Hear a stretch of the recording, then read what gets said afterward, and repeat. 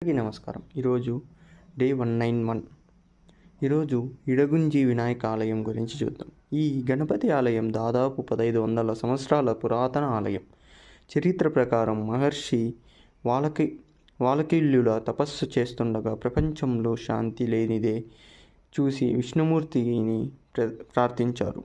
ఆయన సూచనపై వారు గణపతిని పూజించడం కోసం ఇక్కడ ప్రత్యేక స్థలాన్ని ఎంచుకున్నారు. అక్కడే గణపతి ప్రత్యక్షమయ్యాడని స్థల పురాణం చెబుతుంది. ఈ ఆలయాన్ని వేదదాత శిల్పకళతో నిర్మించారు. ఆలయం వద్ద రక్షణ, జ్ఞానం, అభయంగా గణపతిని పూజిస్తారు. ఇడగుంజి ఆలయం కర్ణాటక రాష్ట్రం ఉత్తర కన్నడ జిల్లాలోని హోనావర్ తాలూకాలో ఉంది. ఇది కుమాటా హోనావర్ హైవేపై ఉంటుంది.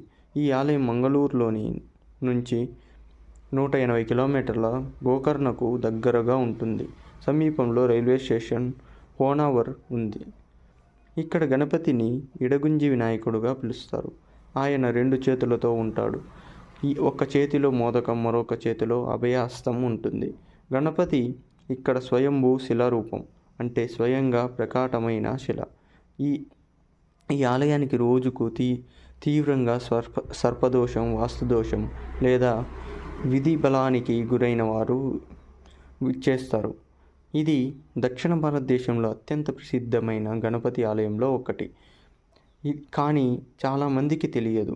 ఈ ఆలయం సౌమ్య స్వరూపం గణపతికి నిఖార్చైన ఉదాహరణ. ఇక్కడ పూజలు చేసిన వారు ఆర్థిక, కుటుంబ, విద్య, ఆరోగ్య సమస్యలు తొలగిపోతాయంటూ నమ్మకం కలిగి ఉంటారు.